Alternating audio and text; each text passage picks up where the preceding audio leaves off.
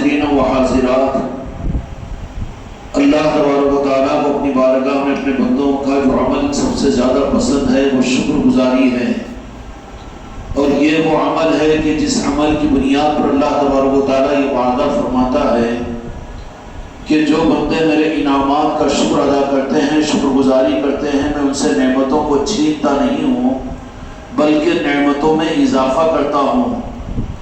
اللہ تبارک و تعالیٰ کی طرف سے جسمانی یا روحانی یا دینی یا ایمانی جو نعمتیں مل جائے، اگر اس کی شکر گزاری کا مزاج پیدا ہو جائے تو اللہ تعالیٰ ان نعمتوں میں اضافہ فرماتا ہے۔ بالمقابل اس کے اگر نعمتوں کی ناقدری ہو، اور نعمتوں کی ناقدری کے اندر میں ایک رخ بھی یہ ہے کہ جو نعمت ملے اس کو بڑی نعمت نہ سمجھے، تو آدمی کے اندر میں شکر پیدا نہیں ہوتا بلکہ خبط پیدا ہوتا ہے۔ طریقت کی اصطلاح میں قبض کو جیسے میڈیکل لائن کے اندر میں ایسیڈیٹی کہتے ہیں کہ وہاں پر آدمی کو نہ ہضم ہوتا ہے نہ بھوک لگتی ہے۔ اگر یہ چیز پیدا ہو جائے، جیسے عام طور پر اس 15ویں صدی کے اندر میں یہ مرض پھیلا ہوا ہے بالخصوص کلمہ گو اور مسلمانوں کے اندر میں، کہ وہ اپنے کلمے اور اپنے ایمان اور اسلام کے بارے میں بالکل اس طرح کے ساتھ میں کہ اللہ کی نعمتوں میں کوئی بڑا انعام اور کوئی بڑی نعمت تصور کرنے کو تیار نہیں ہے۔ ان کو اگر ان کی مرضی کے مطابق میں دنیا مل جائے، ڈگریوں میں کامیابی مل جائے، اچھے مکانات، اچھے دکانات مل جائے، اور جو من چاہی پوری ہو جائے تو زبان سے نکل جاتا ہے اللہ کا شکر ہے، لک الحمد و لک الشکر۔ دعوت اگر اچھی ہو جائے، دسترخوان اچھا بچ جائے تو اس پر بھی یہ بلا تکلف کہہ دیتا ہے کہ اللہ کا شکر ہے کہ اللہ تعالیٰ نے بڑا اچھا کھانا کھلا دیا۔ بیماری سے صحت مل جائے تو یہ اللہ کا شکر ادا کرتا ہے۔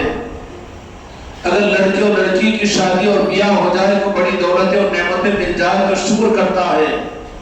یہ عمومی طور پر تمہاری میری زندگی کا خلاصہ ہے، تمہاری میری زندگی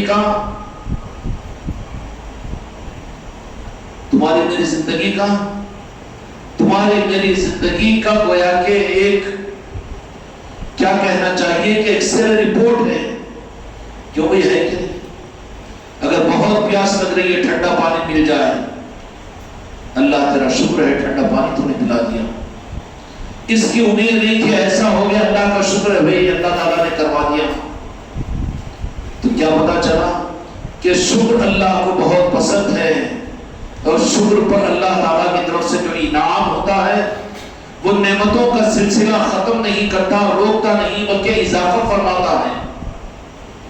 بندہ اپنی ان ساری نعمتوں کو نعمت سمجھتا ہے تو اس کے ملنے پر شکر کا مزاج ہے، لیکن کبھی ہو سکتا ہو کہ تم کو ہو، لیکن عام طور پر میرے دوستوں، میرے بھائیوں، کبھی ہم بسیج دل کے ساتھ میں اس بات کی طرف میں ہمارا دل متوجہ ہوتا ہے کہ یا اللہ تیرا کتنا بڑا احسان ہے کہ بغیر استحقاق کے اور بغیر کسی قربانی کے تو نے مجھے کلمہ کی توفیق عطا کی، اسلام عطا کیا، قرآن عطا کیا، شریعت عطا کی، نماز عطا کی، ذکر عطا کیا، اور تو نے اپنے حبیب پاک محمد رسول اللہ صلی اللہ علیہ وسلم کو تو نے ہم کو عطا فرما دیا۔ نہیں ہے نا؟ عام لوگوں کا تو چھوڑ دیجئے، لیکن تم اور ہم خانقاہوں میں آنے والے، لیکن اس نعمت کے تحدید سے نعمت اور شکران نعمت میں ابھی وہ کیفیت ہمارے پاس موجود نہیں ہے، ورنہ ہر لمحے پر ہماری ذاتوں سے شکر ہی شکر ادا ہوگا۔ کیوں کہ عطا ایک طرف میں تو اللہ تبارک و تعالیٰ کی ایسے، اور اپنی ذات کو اگر دیکھو تو استحقاق کے اعتبار سے کہیں پر نظر نہیں آئے گا۔ ہم اس قابل ہیں کہ اللہ تبارک و تعالیٰ عرش الہی کا وہ کلمہ تم کو مجھ کو عطا فرما دے؟ کیا ہم اس قابل ہیں کہ اللہ کا کلام، کلام مجید، قرآن مجید، اللہ کی اپنی آخری کتاب تم کو مجھ کو عطا فرما دے؟ کیا ہم اس قابل ہے کہ اللہ تبارک و تعالیٰ کے سامنے اس کی معرفت اور اس کی پہچان کے ساتھ میں اس کا سجدہ اور اس کی نماز تم کو مجھ کو عطا کر دے؟ کیا تم اور میں اس قابل ہیں کہ روحانی اور دینی جتنی بڑی بڑی نعمتیں آگے سوچتے چلے جاؤ، پھر آگے اللہ تبارک و تعالیٰ نے خود کا کلمہ بھی عطا کیا، دین اور شریعت بھی عطا کی، اور اس کے ساتھ میں انتہا کی صورت اپنے محبوب کو جو اللہ کا حبیب ہے اس محبوب کو بھی عطا فرما دیا کہ وہ تو میرا حبیب ہے لیکن میرے محبوب کی مرضی کے لیے میں نے اپنے محبوب کو بھی اے ایمان والو تمہیں عطا فرما دیا۔ اب اس میرے محبوب کو لینے کے بعد میں اگر میرے محبوب کی قدر و قیمت ہوگی تو تم کیا کرو گے؟ خدا کی قسم یہی عبادت کا رمز اور مقصد ہے، اگر یہ نہیں ہے تو عبادت منہ پر مار دی جائے گی کہ شکر ادا کیا جائے ہر لمحے اس بات کا کہ یا اللہ تو نے اپنے حبیب کو ہمیں عطا فرما دیا، تو نے اپنے حبیب کو ہمیں عطا فرما دیا، تو نے اپنے حبیب کو ہمیں عطا فرما دیا۔ سوچئے کہ آپ کی اپنی جو سب سے زیادہ پسندیدہ چیز ہو آپ کسی کو بغیر مانگے اس کو عطا کرتے ہیں؟ نہیں کر سکتے نا، لیکن یہ اللہ تبارک و تعالیٰ کی نوازش کا رخ کہ چونکہ اللہ تبارک و تعالیٰ نے میرے آقا کی امت تم کو اور مجھ کو بنایا تو امت بنا کر یہ نہیں فرما دیا بلکہ اللہ تبارک و تعالیٰ نے اپنے محبوب کی پسند پر محبوب کی چاہت پر فرمایا کہ میرے محبوب تمہاری امت کیونکہ تمہاری امت ہے اس کے لیے میں تم کو بھی اپنے محبوب کی امت کو عطا کر دیتا ہوں کہ جو میرا بندہ جو مسلمان ہے جو کلمہ پڑھنے والا ہے میرے محبوب تم اس کو مل سکتے ہیں اگر وہ قدر کرے گا تو پھر حکم کیا ہے اللہ تبارک و تعالیٰ کا، اللہ کی مرضی کیا ہے اپنے محبوب کو دینے کے بعد میں قرآن مجید میں اللہ تبارک و تعالیٰ فرماتا ہے کہ صرف زبانوں سے میرے آقا پر درود اور نعتوں کا اس پر قناعت مت کرو اور صرف یہ ہے کہ سنت اور شریعت پر اتفاق مت کرو بلکہ تقاضا کیا ہے کہ میں نے اپنے حبیب کو دے لیا۔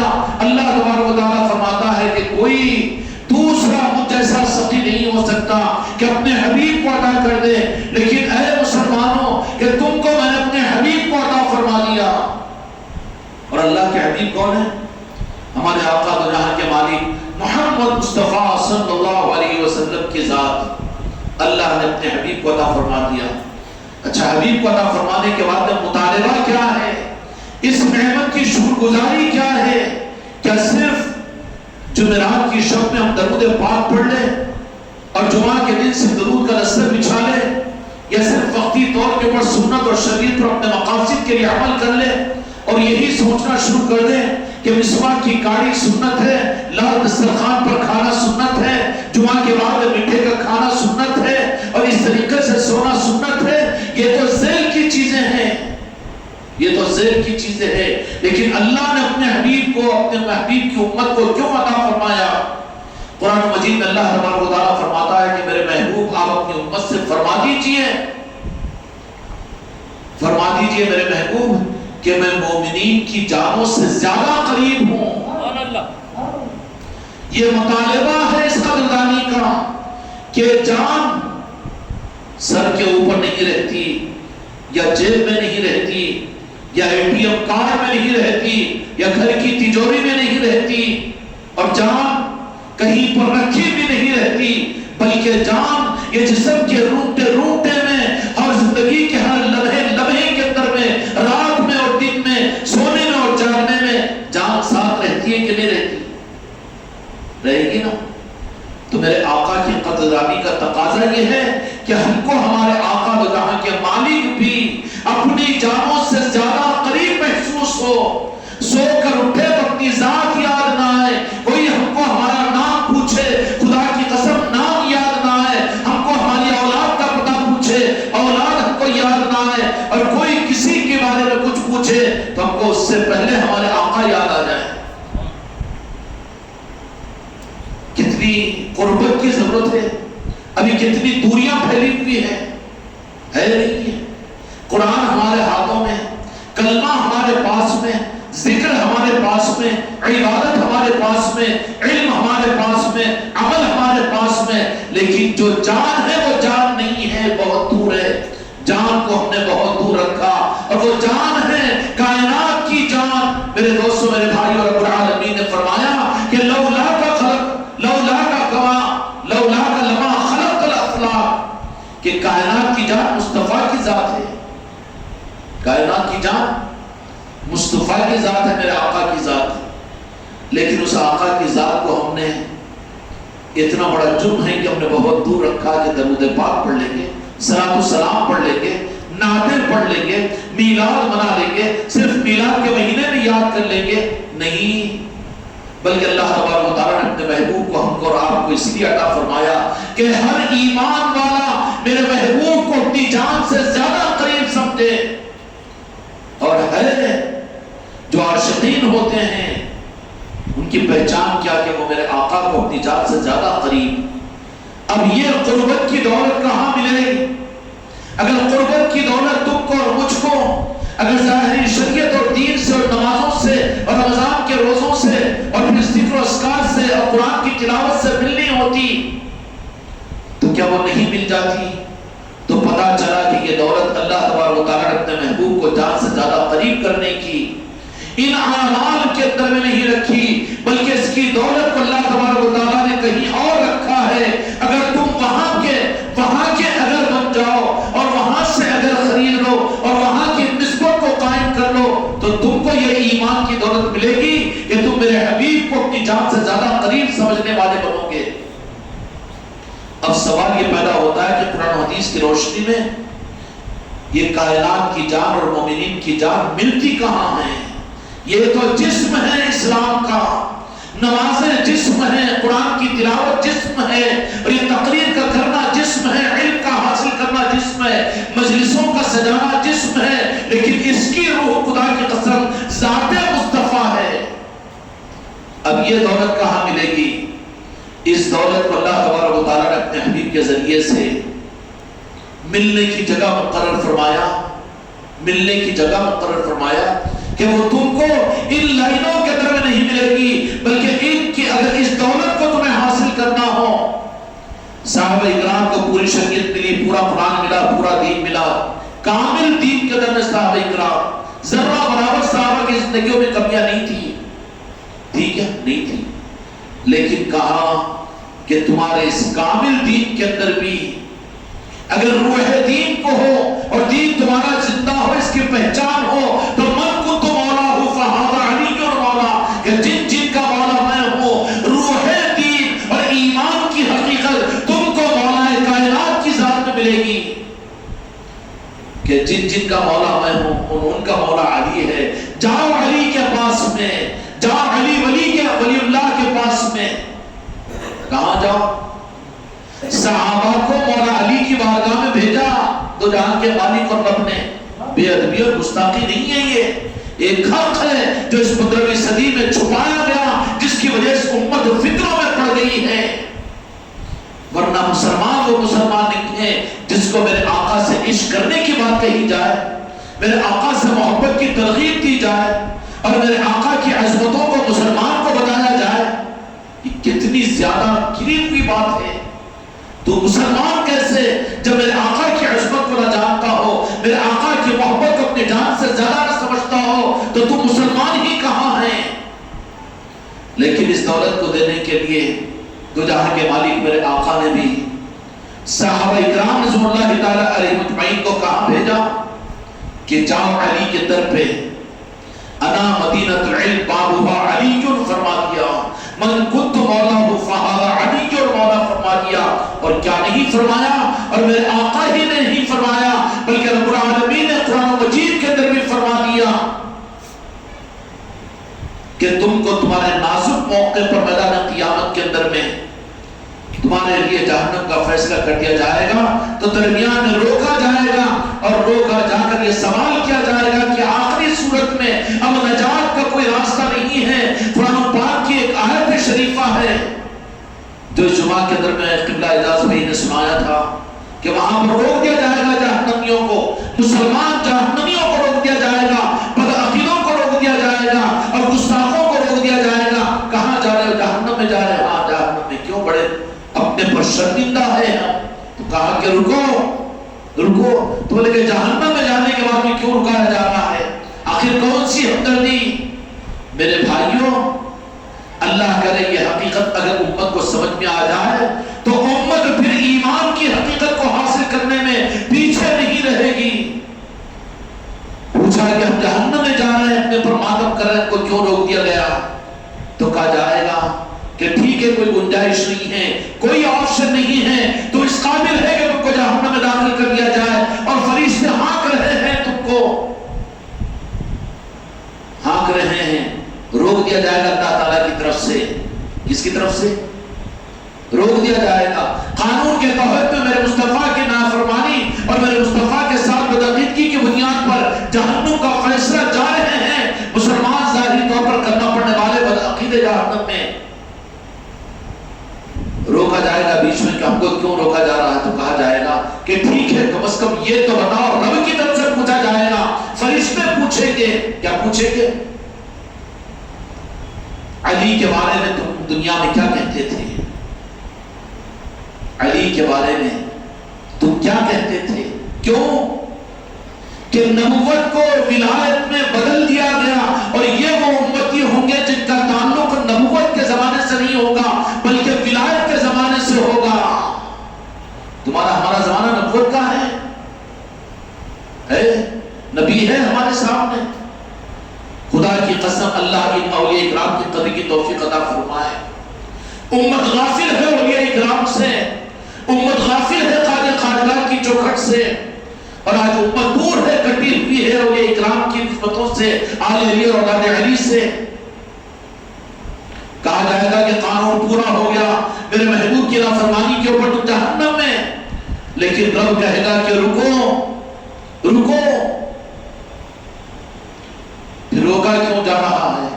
تو ٹھیک ہے، یہ کہہ دو کہ تم نے اپنی نظروں سے ہمارے نبیوں کو نہیں دیکھا تھا، اور تم نے اپنی نظروں سے، ہم تو وہی ہے نا، تمہاری میری اولادیں بھی تو وہی ہے، آگے آنے والی تمہاری میری نسلیں بھی تو وہی ہوگی جو اپنے نظروں سے میرے آقا کو اپنے نظروں سے نہیں دیکھی ہوگی، نہ نبیوں کو دیکھی ہوگی، ہم تم ہی نہیں دیکھے، تو یہ کیس تو ہم پر اور تم پر ہی فٹ ہوتا ہے نا۔ اللہ تبارک و تعالیٰ وہاں پر پوچھیں گے کہ اچھا یہ تو بتاؤ، یہ کیا مسئلہ ہے، یہ کون سا رخ ہے کہ قرآن اور شریعت اور سب کچھ اور اس کے نہ ہونے پر خدا کی طرف سے جہنم کا فیصلہ، اور جہنم کے فیصلے کے درمیان بیٹھا کر رب العالمین یہ پوچھ رہا ہے کہ بتاؤ کہ تم اپنی زندگی کے اندر میں مولا علی کے بارے میں کیا کہتے تھے، کیا نظریہ رکھتے تھے؟ کیا نظریہ؟ یہ کیوں سوال؟ نافرمانی تو ادھر پوری دین کی اور یہاں پر سب کچھ، لیکن پھر یہ کیسے آپشن نکلا، اور کون سا قاعدہ ہے، اور کون سا رخ اللہ تبارک و تعالیٰ نے نکال دیا، اور یہ کون سا رخ میرے مصطفیٰ نے اپنی امت کے ان بدعقیدوں کو بچانے کے لیے عطا فرما دیا۔ قربان جائے نالے پاک مصطفیٰ پر اور آل علی اور اولاد علی پر، یہی اولیاء خدا کی قسم اس وقت مجھ کو تم کو کام آئیں گے۔ مولا علی کے زمانے کے لوگ تو کہیں گے کہ علی کو علی اللہ کہتے تھے اور علی کو مولا علی کہتے تھے، لیکن سوال یہ پیدا ہوتا ہے کہ وہ مولا علی کی ظاہری ذات بھی تو ہمارے سامنے نہیں، تو ہم کیا کہیں گے؟ ہم یہ کہیں گے کہ یا اللہ ان کے نظاموں کے سمجھانے والے، ان کی آل جو ہے، ان کی اولاد جو ہے، اولیاء جو ہوتے ہیں وہ مولا علی کی اولاد ہوتے ہیں، وہ اولیاء کے ہم ماننے والے، ان کی عقیدت اور ان سے محبت کرنے والے، ہم ان کی محبتوں میں جڑنے والے، ان کی نسبتوں کی محفلوں میں جانے والے اور ان کی نسبتوں کی محفلوں کو اپنے گھروں میں کرانے والے، ہم تو دنیا میں مولا علی کو علی کہتے تھے نہیں بلکہ مولا کہتے تھے، اور ان کی آل کے ساتھ بھی عقیدت اور عصمت اور اپنے ایمان اور اپنے دین کی نسبت کو رکھتے تھے۔ ورنہ خدا وہاں پر رو کر قرآن پاک کی اس آیت پاک کے مطابق میں اگر خدا یہ سوال کر لے تو وہ سوال تو ان کے لیے اجنبی ہوگا نا۔ 15ویں صدی کے مسلمانوں کے سامنے سوال جو رکاوٹ اگر کر دے تو پھر مولا علی کے بارے میں کیا تصور تھا، مولا علی کے بارے میں تم کیا کہتے تھے، تو وہ تو بیچارے پریشان ہو جائیں گے۔ ان کے لیے دلیل کیا ہوگی؟ ذات مصطفیٰ کی تصدیق کے لیے مولا کی ذات کو اللہ تبارک و تعالیٰ نے بنایا ہے کہ میرے محبوب کہ تمہاری محبت کی تصدیق جو ہوگی وہ تمہاری مولا علی کی محبت کے ذریعے سے ہوگی، جو علی کا نہیں وہ تمہارا نہیں، اور جو تمہارا نہیں وہ ہمارا نہیں۔ جوڑ دیا وہاں پر رب العالمین نے، اور میرے آقا نے صحابہ کرام رضوان اللہ تعالیٰ علیہ اجمعین کو بھی فرمایا کہ تم اپنے ایمان کی تصدیق دینے کے لیے اور اپنے ایمان کی نسبتوں کے ثابت کرنے کے لیے جاؤ علی کو اپنا مولا تسلیم کرو. اور جنہوں نے تسلیم کیا وہی صحابہ بنے اور وہی سچے بنے اور وہی میرے دوست میرے بھائی اللہ کے محبوب و پسندیدہ بنے. پھر مولا علی کے نظام کی اتنی اہمیت کیوں؟ اس لیے کہ مولا علی کا نظام اب میرے آقا کے پردہ فرمانے کے بعد آپ کی ایک طرف سے دو رخ امت کو ملے ہیں. اس حدیث میں میرے آقا نے یہ بات فرما دی کہ میں دو چیزیں تمہارے درمیان میں چھوڑ کر جا رہا ہوں. ایک تو قرآن پاک اور شریعت. شریعت اور قرآن پاک الگ نہیں ہے. شریعت اگر قرآن پاک سے ثابت نہ ہو تو وہ شریعت نہیں، اور قرآن کو نہیں جو شریعت سے ثابت نہ ہو. بالکل شریعت اور قرآن ایک ہے. ایک تو قرآن چھوڑ کر جا رہا ہوں اور دوسرے اہل بیت چھوڑ کر جا رہا ہوں. دوسرے اہل بیت چھوڑ کر جا رہا ہوں. اس کا کیا مطلب ہے کہ وہ قرآن پاک اور شریعت تو مکمل ہے اس زمانے تک کے لیے کہ جنہوں نے میرے محبوب کو اپنے نظروں سے دیکھا اور جنہوں نے قرآن پاک کو اترتے ہوئے دیکھا، قرآن پاک پر عمل کیا، اور پھر ان کے لیے تو مولا علی کی ذات کو لا کر ان کو اپنا مولا تسلیم کر لو تو تمہارے لیے حق کی سند مل جائے گی. لیکن اب قیامت تک کی امت کے لیے علی علیہ السلام کے ولایت کے نظام کو قیامت تک رب العالمین چلائے گا. ایک طرف میں تو قرآن و حدیث ہوگی، ایک طرف میں شریعت ہوگی اور دوسری طرف میں طریقت ہوگی. سمجھ میں آگی بات؟ ایک طرف میں تو قرآن و حدیث ہی الگ نہیں ہے. جو قرآن میں نہ ہو وہ شریعت نہیں، جو شریعت میں نہ ہو وہ قرآن نہیں. بالکل دو طرف بات ہے. تقسیم کر دی گئی قرآن حدیث، قرآن و حدیث. ارے بابا قرآن حدیث کوئی الگ چیز ہے. وہ حدیث ہی کہاں ہے جو قرآن میں نہیں ہے، اور وہ قرآن کہاں ہے جس سے حدیث ثابت نہ کرے. قرآن و حدیث تو ایک ہے. وہ وحی مطلوع ہے، یہ وحی بغیر مطلوع ہے جس کو میرے آقا نے اللہ کا کلام کہہ کر اپنی زبان مبارک سے کہا وہ وحی مطلوع ہے. اور جو مصطفیٰ نے میرے آقا میرے اپنی زبان مبارک سے فرما دیا وہ وحی غیر مطلوع ہے. دونوں کا معاملہ الگ نہیں ہے. قرآن و حدیث الگ نہیں ہے. شریعت قرآن و حدیث ہاں قرآن و حدیث ایک ہی ہے. جو حدیث سے ثابت نہ ہو وہ قرآن نہیں، جو قرآن سے ثابت نہ ہو وہ حدیث نہیں. دونوں ایک ہے. اب پھر الگ چیز کیا ہے؟ الگ نہیں، اس کی تصدیق کرنے والی طریقت ہے. اہل بیت ہے، اہل رسول اور اولیاء ہے. اولیاء ہے. قرآن و حدیث تو مکمل ہو گئی، لیکن اب قیامت تک کے لیے تو جو چیز باقی رہے گی امت کے لیے اور انسانیت کے لیے، ایک طرف تو شریعت ہے تو ایک طرف میں طریقت ہے. ایک طرف میں تو قرآن پاک ہے تو دوسری طرف میں اہل بیت ہے. یہ دونوں چیزیں رہے گی. دونوں چیزیں رہے گی. اگر قرآن کو لیا اور اہل بیت کو چھوڑ دیا، اولیاء کو چھوڑ دیا، طریقت کو چھوڑ دیا، وہ ہدایت یافتہ نہیں ہو سکتا. اور جو صرف اہل بیت کو لے لیا تو لینا بھی شمار نہیں ہوگا، اس لیے کہ قرآن کے مطابق میں اہل بیت کو چاہنے والا وہی ہوگا جو قرآن کے ماننے والا ہوگا. سمجھ میں آئی بات؟ اہل بیت اور قرآن کو دو چیزوں کو میں چھوڑ کر جا رہا ہوں. اس کا مطلب کیا ہوا کہ قیامت تک مولا علی کا ظاہری زمانہ بھی، مولا علی بھی ہر ایک کی نظر میں سامنے نہیں رہیں گے، لیکن زمانہ تو مولا علی کا ہے قیامت تک کا. اب مولا علی کی تصدیق اور مولا علی کی سند کے لینے کے لیے ان کی آل کی صورت میں دنیا میں اولیاء آتے رہیں گے قیامت تک. اور اولیاء میں آل علی اور آل علی کے اندر میں سب سے آخری ولی جو پیدا ہوں گے وہ امام مہدی علیہ السلام کی صورت میں آئیں گے، جن کی تصدیق میرے مصطفیٰ نے فرما دی. اولیاء کی تصدیق جن کی شروعات بھی ہے، جن کا بیچ کا حصہ بھی ہے. یہاں پر تو یہاں سے وہاں تک کا نظام پورا جڑا ہوا ہے، کٹا ہوا نہیں ہے، بیچ ادھر نہیں ہے. اولیاء کا نظام شروع سے بھی مولا علی کے ذریعے سے ثابت ہے، درمیان میں بھی ثابت ہے اور آخر میں بھی ثابت ہے کہ سب سے آخر میں اس امت کے جو اولیاء کے امام اور اولیاء میں سب سے بڑی ولی جو تشریف لائیں گے وہ امام مہدی علیہ السلام کی صورت میں جو اہل بیت کے اندر میں ہوں گے، اہل رسول کے اندر میں ہوں گے، اہل محمد میں ہوں گے. تو اولیاء کا نظام کہیں پر کٹ ہی نہیں ہوگا. جو اولیاء کے نظام سے کٹے گا وہی اصل میں حق دین سے کٹ جائے گا. یہ پہچان ہے، یہ سند ہے. کیونکہ کٹ نہیں ہوگا، یہاں پر کٹ کا معاملہ نہیں گی، صدیوں میں پیدا ہوتی رہے گی، زمانوں میں آتا جائے گا، حکومتیں بدلتی جائے گی اور نظام بدلتے چلے جائیں گے، لیکن اہل بیت کا نظام اور اولیاء کا نظام قیامت تک کے لیے میرے آقا نے فرما دیا کہ میری اہل بیت جام کوثر پر، حوض کوثر پر آ کر مجھ سے ملے گی، قرآن اور اہل بیت آ کر مجھ سے ملیں گے، یہ منقطع امت میں سے نہیں ہوں گے۔ اولیاء کبھی امت سے منقطع نہیں ہوں گے۔ پھر اولیاء کون ہیں؟ اولیاء کون ہیں؟ ان کی سب سے بڑی پہچان یہ ہوگی کہ وہ اپنے کو بھلا کر اہل بیت کو یاد کروانے والے ہوتے ہیں۔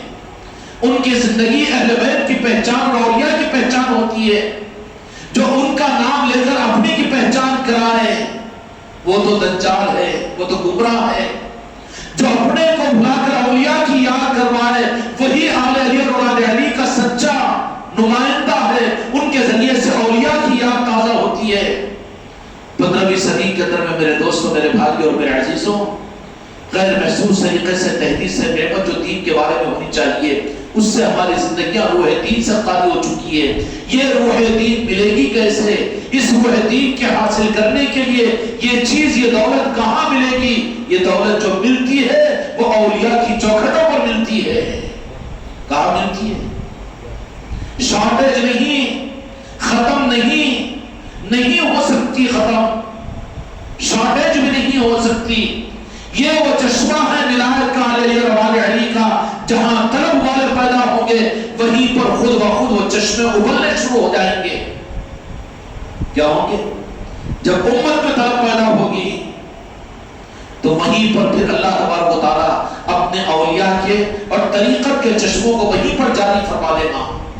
ہندوستان ترس رہا تھا، تڑپ رہا تھا، یہ ملک ہندوستان اپنے کفر شرک کے اس گھٹا ٹوپ اندھیری کی وجہ سے، جس ملک کو میرے آقا نے جس ملک کی تعریف فرمائی تھی اور جس ملک کو اللہ تبارک و تعالیٰ نے شروع ہی سے خطے زمین پر، کوئی زمین پر سب سے زیادہ افضلیت عطا فرمائی تھی، کتنی افضلیت معلوم ہے کہ مکہ مکرمہ اور مدینہ منورہ کے اندر میں دو جہاں کے مالک میرے آقا کے تولد ہونے پر فضیلت اس کو ملی، لیکن یہ فضیلت ہندوستان کے سرزمین کو، زمین کے اس وجود میں آنے کے بعد روئے زمین پر نور مصطفیٰ کی کرن روئے زمین پر سب سے پہلے جس ملک کے حصے پر پڑی وہ خوش قسمتی سے ہمارے ہندوستان کی سرزمین تھی۔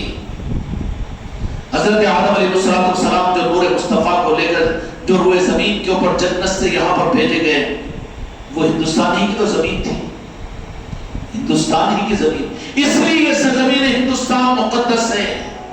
سرزمین ہندوستان اس لیے مقدس ہے کہ یہاں پر سب سے پہلے، اور حقیقت یہ ہے کہ یہ حق کی جنم بھومی ہے، یہ حق کی جنم بھومی ہے، اس کے ذروں میں حق ہے، اس کے مٹی میں خوشبو ہے، یہاں پر روحانیت کی قبولیت ہے، یہاں کی مٹی میں وہ زرخیزی ہے کہ یہاں پر اولیاء پیدا ہوتے چلے جائیں گے، اولیاء سیراب ہوتے چلے جائیں گے، اولیاء کی ولایت دنیا میں تقسیم ہوتی چلی جائے گی۔ اس ملک کی سرزمین کو اور اس مٹی کو معمولی مت سمجھو، اس لیے سب سے پہلے نور مصطفیٰ کی کرن جس ملک کی زمین پر پڑی ہے وہ ہندوستان کی سرزمین تھی، اور ان تفصیلات میں جانے کا موقع نہیں، لیکن مختصر یہ ہے کہ عصمت والا رہا ہندوستان کی سرزمین۔ لیکن جس وقت میرے آقا کی بعثت کے بعد 500 برس گزر گئے تو دیکھا کہ اس روئے سرزمین ہندوستان کے اوپر بالکل اندھیرا ہی اندھیرا ہے، غفلتیں ہی غفلتیں ہیں، انسانیت سسکیاں لے رہی ہے، حکومت والے حکمران راجپوت اور اس طریقے سے دوسرے چودھری اور پھر خاندان اور قبیلے والے اپنی جاگیرداری نہ حکومت قائم کر کے مظلوموں کو کچل رہے ہیں، انسانیت ترس رہی ہے۔ تو انسانیت نے ہندوستان کی پکارا اور آواز دی مدینے والوں کو، تو پھر دو جہاں کے مالک میرے آقا محمد رسول اللہ صلی اللہ علیہ وسلم نے ان ہندوستان کے انسانوں کی اس دکھ بھری آواز کے صدقے میں کیا ہو رہا تھا ہندوستان کے اندر میں معلوم ہے کہ خواجہ جی کو خود بخود ہندوستان نہیں بھیج دیا گیا، ایسے ہی خواجہ جی مغل حکمرانوں کی طرف سے یہاں پر ہندوستان کو نہیں آئے، حکومت کے تخت و تاج کے لیے یہاں پر نہیں آئے، یا کوئی تجارتی قافلوں کے ساتھ میں نہیں آئے، یہاں پر نہیں آئے، اور بلکہ سچی بات کہوں نہیں سمجھ سکیں گے، الجھ جائیں گے، اس لیے نہیں کہتا ہوں۔ ہندوستان والوں کی وہ کسب پرسی اور ان کی اندر کی آہیں کہ یہاں کے اس ملک کے سرزمین ہندوستان پر جہاں پر اللہ کے محبوب کے نور کا سب سے پہلا قدم زمین پر پڑا ہو تو وہ ہندوستان کا ہو۔ یہاں پر کسی انسان پر دکھ ہوتا ہے، یہاں کسی ملک کے واسی کو اگر درد ہوتا ہے تو اس کی درد کو رب محسوس کرتا ہے۔ اس لیے سرزمین ہندوستان کے اوپر میرے دوستوں، میرے بھائیوں اور میرے عزیزوں، گہری باتیں ہو جائے گی، لیکن آپ دیکھیں گے کہ مذہبیت جتنی ہے اس ملک کے ہندوستان میں ہے، کسی اور ملک کے اندر میں نہیں ہے، چاہے کوئی مذہب کیوں نہ ہو، لیکن جتنی مذہبیت ہے اور مذہبیت کے اوپر اپنی جان و مال کی قربانی، حتیٰ کہ اپنے جانوں کی بھیٹ کا چڑھانا، اپنے اولادوں کو بلی پر چڑھانا، یہ مزاج تو اس ملک کے انسانوں کا تھا۔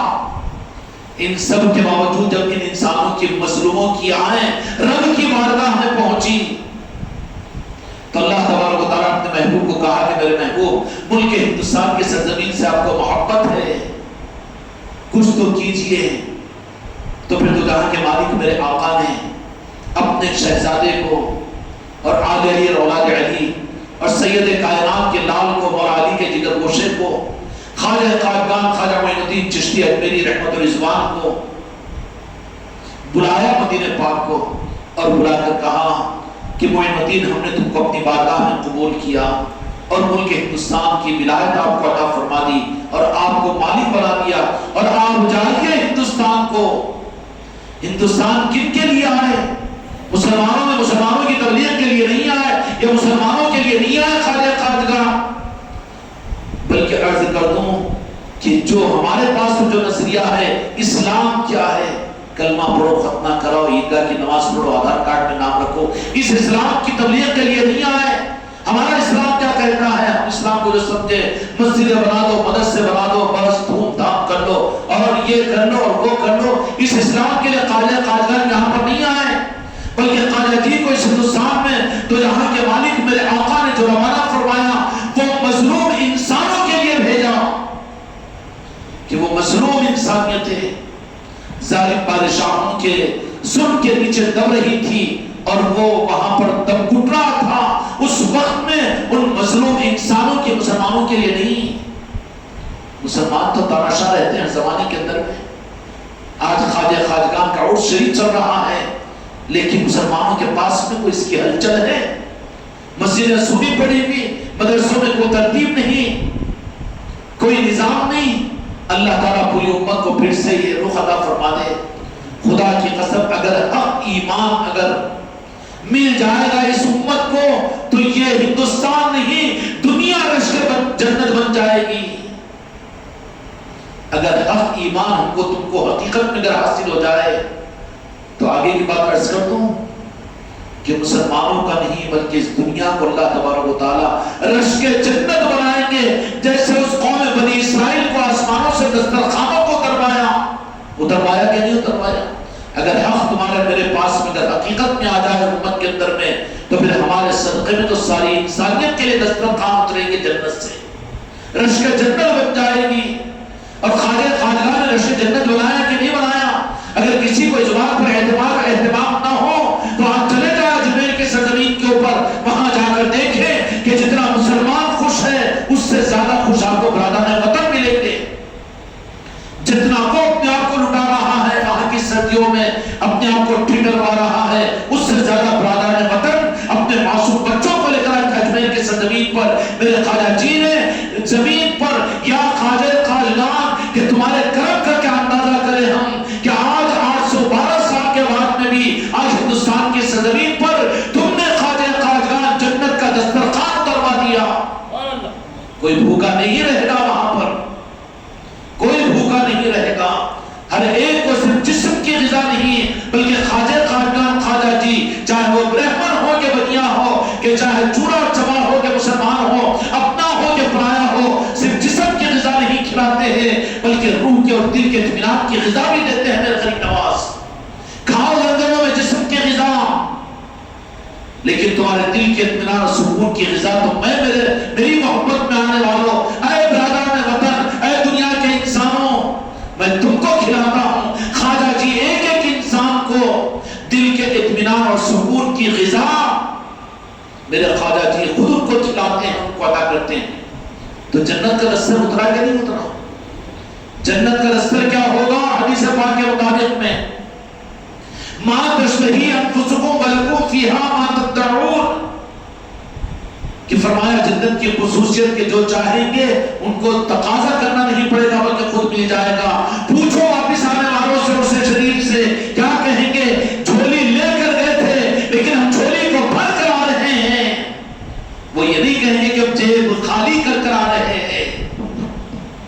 ہاں، بخیل کہے گا کہ جیب خالی ہو گیا، ہم 50,000 خرچ کر دیے، ہم 1,00,000 خرچ کر دیے، لیکن جو خرچ کرے اور ان کی بارگاہ میں قبول ہوئے وہ کیا کہیں گے؟ ایک تو بھی ملے گا ایک تو بھی۔ کوئی تو بھی آپ کا قافلہ جاتا ہے میں شریف کو، کوئی یہ کہتا ہے کہ نہیں بھائی پورا جیب خالی ہوگا، ATM خالی ہو گیا، کوئی ایک تو بھی کہتا ہے نہیں کہتا ہے کیا ملا تم کو؟ کہتا ہے کہ دین و دنیا مل گئی۔ اور یہ دولت تو میرے غریب نواز یا غریب نواز ہر سال اپنے عرس کے موقع پر آپ جنت کا دسترخوان اجمیر شریف کی سرزمین پر، ہندوستان کی سرزمین پر اتارتے ہیں، اور سرزمین پر اتار کر بتا دیتے ہیں کہ جنت کے دسترخوان کی خاصیت کیا کہ مرغن غذا ہے، اور سالڈ مرغی اور بکرا یہ نہیں ہے وہاں کی غذا، بلکہ وہاں کی غذا یہ ہے ما تشتہی انفسکم ولکم فیہا ما تدعون، تم تو چاہتے ہو تم کو ملے گا۔ تتنزل علیہم الملائکۃ الا تخافوا، فرشتوں کے نزول کی وجہ سے دلوں کا سکون اور اطمینان ملے گا۔ یہ ہے جنت کے غذا کی دسترخوان کی غذائیں، اور وہ اجمیر میں ملتی ہے کہ نہیں ملتی ہے؟ 10 لاکھ بھی خرچ کر کے واپس آ رہا ہو، آپ پوچھے کیا جیب خالی کر گیا؟ ہاں جیب خالی کر گیا، بھر کر آ رہا ہوں، وہ تھا بھر کے۔ فقیر بھی جو ہوگا کیا کہے گا؟ خالی جھولی گیا تھا، خالی پیٹ گیا تھا، لیکن میرے خواجہ جی نے میری جھولی کو بھی بھرا، میرے پیٹ کو بھی بھرا، میری نسلوں کو بھی بھرا، کہتا کہ نہیں کہتا؟ یہ ہے جنت کی غذا۔ جاننا ہو تو آج اجمیر کی سرزمین پر چلے جائے، پتہ چل جائے گا۔ یہ صرف عرس کے موقع پر تو اعلان ہوتا ہے سارے انسانوں، اندھے بہرے انسانوں کو بتانے کے لیے، لیکن سال کے 12 مہینے کے ہر گھنٹے پر یہ فیضان غریب نواز ان کی چوکھٹ سے تو ہمیشہ برستا رہتا ہے۔ کسی مہینے میں بھی چلے جاؤ، کسی وقت میں بھی چلے جاؤ، جانے والے یہی کہتے ہوئے واپس آئیں گے۔ ایک سے ذرا ہاتھ پکڑ کر پوچھو کہ کتنا خرچہ کر کے آ جا رہے جی؟ کیا بولے گا؟ خرچ کر کے آ رہا ہوں، لے کر آ رہا ہوں۔ کیا بولے گا؟ لے کر آ رہا ہوں۔ یہ ہے جنت کے دسترخوان کی نعمت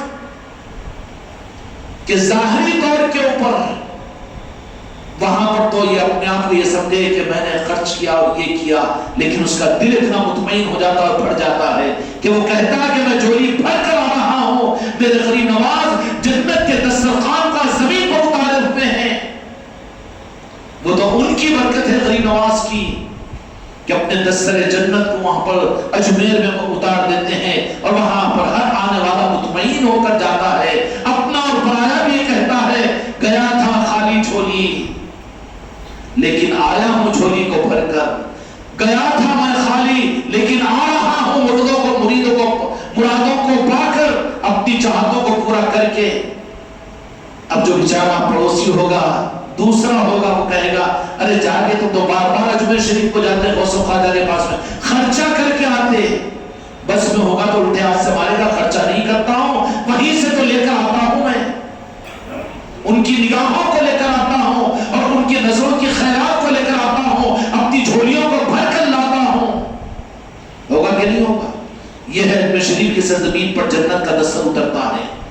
اگر یہ ہے، یہ حقیقتوں کو اگر ہم جان جائے، اگر ہم کو اور آپ کو یہ دولت مل جائے تو دنیا رش کے جنت بن جائے گی۔ پھر یہ دستر اگر تم خانقاہ محمدی میں بچھاؤ، یہ دستر تم عادل آباد کی گلی گلی میں بچھاؤ، یہ دستر اگر دیہات دیہات میں بچھاؤ، کہ کون سا کہ وہاں پر جانے کے بعد میں دلوں کو اطمینان ملے، سکون ملے، اور ان کو خوشیاں مل جائیں، ان کو محبتیں مل جائیں، ان کے دلوں کا اطمینان مل جائے، تو یہی تو چشتیہ دسترخوان کی نعمتیں ہیں، اور یہی تو نعمتیں تقسیم ہوتی ہے۔ اور ان نعمتوں کی اس تصدیق کے لینے کے لیے دو جہاں کے مالک میرے آقا نے صحابہ اکرام رضی اللہ اجمعین کو مولا علی کی بارگاہ میں بھیجا کہ مانو ان کو اپنا مولا۔ کیوں؟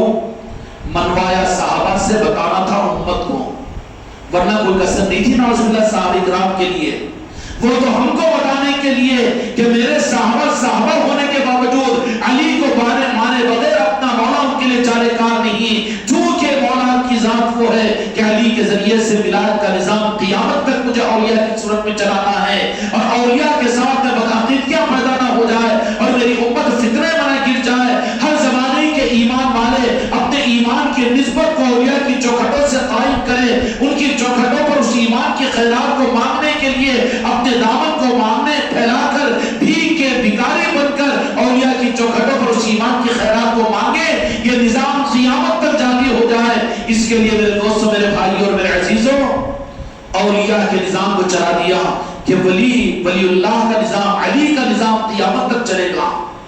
نبوت کا نظام، قرآن و حدیث، یہ سب کچھ مکمل ہو گئے۔ وہ نظام اب ہم اپنی نظروں سے دیکھ کر حدیث کو حدیث نہیں مان سکتے۔ یہ تو نادان ہے بیچارے، صحیح حدیث ہے کہ الجھ کر رہ گیا ہے۔ ہاں، ایک اندھا گھوٹا کلر کا چشمہ لگا لے کہ میرے بڑے بڑے آنکھیاں ہیں، اب خالی حماقت کانفیڈنس کا کوئی گڑا نہیں بول کے جا رہا۔ شاہد صاحب ایسا ملا، اچھا انہیں بہت حماقت کر رہا ہے، اندھا ہے مگر بڑا مکار ہے، ذرہ ڈنڈے کو یوں بازو سکا جا گڑے میں تھڑ ہو کے گر جاتا نا جی۔ بخاری شریف کی صحیح حدیث کی قرآن میں ہے کہ ذرہ آنکھوں کو دیکھ کر اگر تھوڑا سا کہہ دو کہ جو کچھ مانا ہے وہ دیکھ کر مانا کیا، جو کچھ ہے وہ قرآن سے دیکھ کر تو عمل کر رہا ہے کیا، پھر یہ بدعت نہیں، کیسا بدعت ہوتی ہے بابا؟ نہیں، وہ جو قرآن حدیث سے بدعت نہیں ہے، تو بیٹے کے ولیمے میں چکن 65 بنانا قرآن و حدیث سے ثابت کرنا، ہاں، کھانے سے مولانا کا ہاتھ بھی تو روکو نہ، نکو ہاتھ تو ادھر ہی جائے گا نا پہلے، نکو قرآن حدیث سے ثابت کرو، بدعت ہے، نکو کھاؤ، بدعت ہے جہنم میں جائیں گے، رکتا کی ہاتھ کیوں کھیل کر رہے ہو دین کے ساتھ میں؟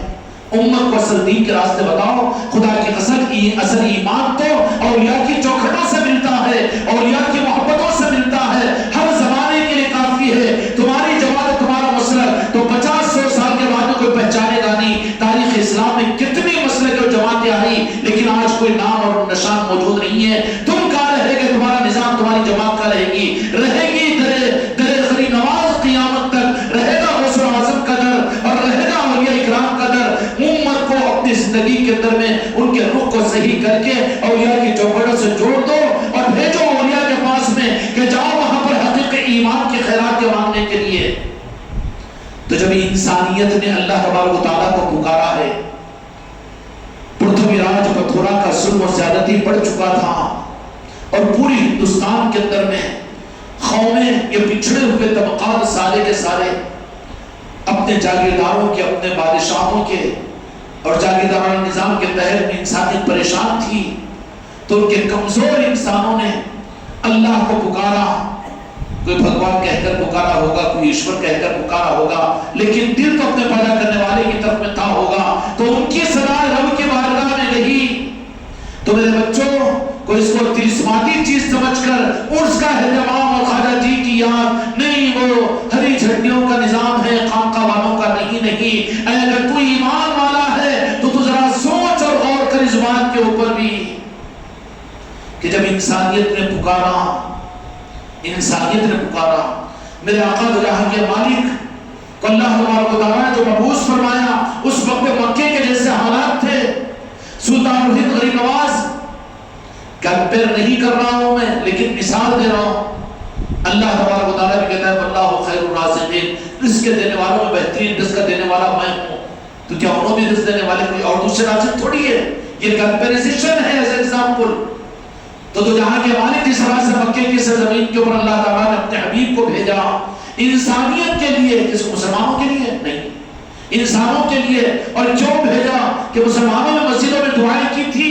نہیں، بلکہ انسانیت بلبلائی تھی، رب کی طرف متوجہ ہوئی تھی، تو اللہ تبارک و تعالیٰ نے میرے آقا کو مکے کی سرزمین کے اوپر آپ کو مبعوث فرمایا، بھیجا اللہ تعالیٰ نے۔ ایسے ہی ہندوستان کے حالات اس وقت میں بالکل بے عینی ہی ویسے ہی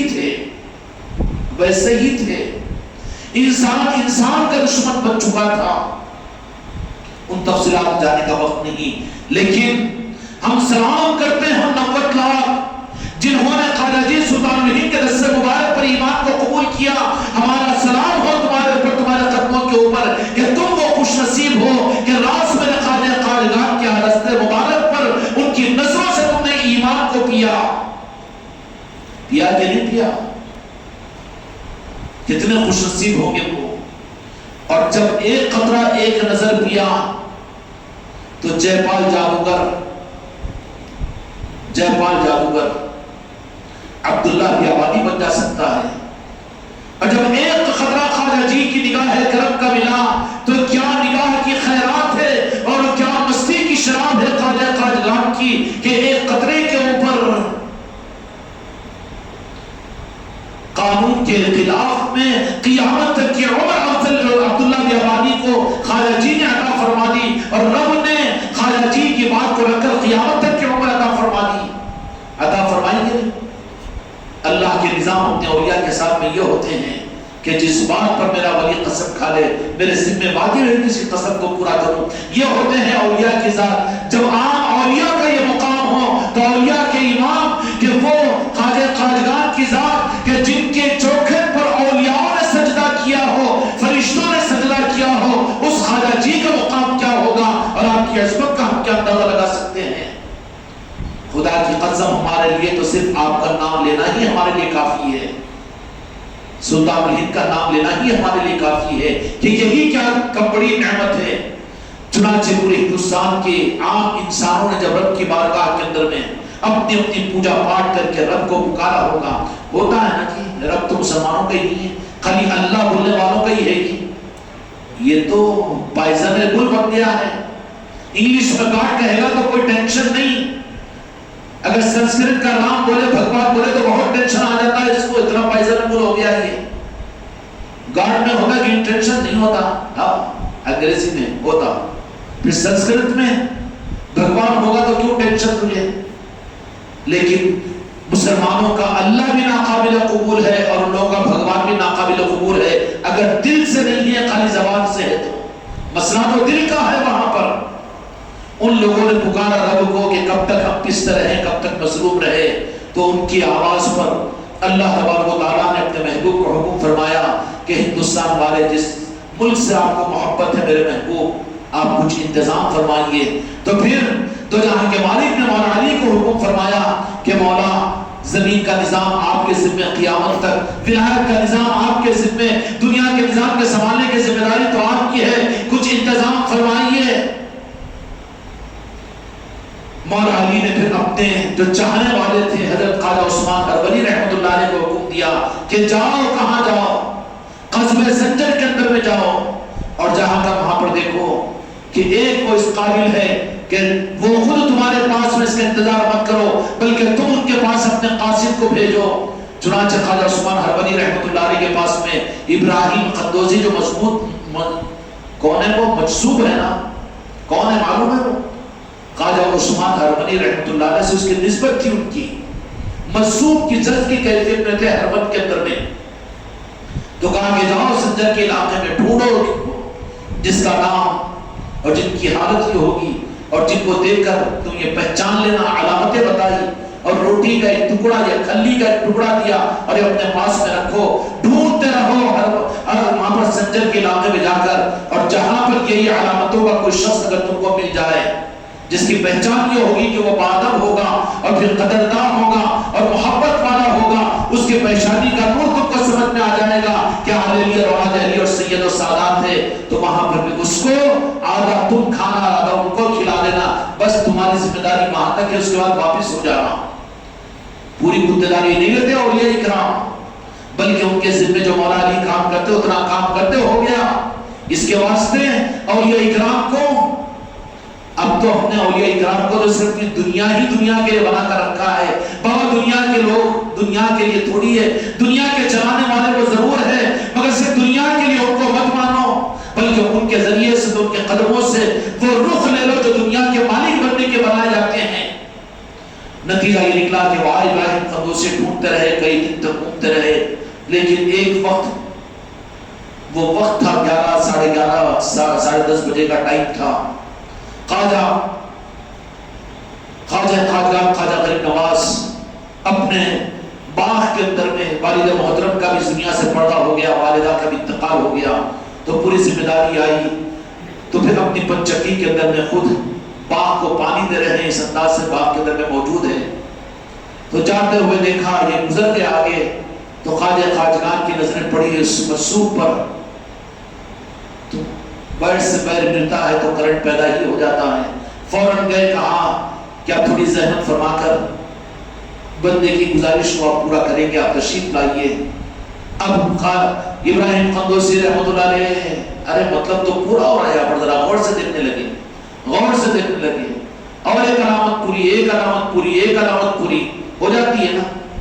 اس لیے میں سوچو کہ مرید ہم خود لیٹری کا ٹکٹ ہے کہ مرید بن جاتے ہیں، یا یہ مت سوچو کہ سلسلے والے خود مل جاتے ہیں. ہاں وہ اور نظام ہوں گے جہاں پر چل جانا ہوگا، لیکن یہ تو باضابطہ. اب جس کو غوث القادر اور علی کی طرف سے اس کی قسمت میں طریقت ہو ہی نہیں، اور جن کے لیے مرید ہونا اگر ان کے قسمت میں لکھا ہوا ہی نہیں ہے، تو ساری دنیا کے پیر مل کر بھی اس کو مرید نہیں بنا سکتے. اگر کسی کے بارے میں حرص ہے تو اوپر کے آقاؤں کے بارے میں ان سے درخواست کرو کہ سرکار نظر کرم فرما کر اس کو بھی سلسلے اور بیت کے اندر داخل فرما لے. اس لیے کہ امت کے لیے سب سے آسان، سب سے بڑا سہارا پیری مریدی ہے، اور جو قیامت تک کے لیے امت کو سنبھالنے کے لیے میرے آقا کا کیا ہوا نظام ہے اور قرآن کا کیا ہوا نظام ہے. ایک مرید اگر سلسلے میں داخل ہو جاتا ہے، اگر مرید سچا ہو تو پھر اس کے لیے منزل میں کوئی کھوٹ پیدا نہیں ہوگا، اس کو سنبھال لیا جائے گا، منزل تک پہنچا دیا ہی جائے گا.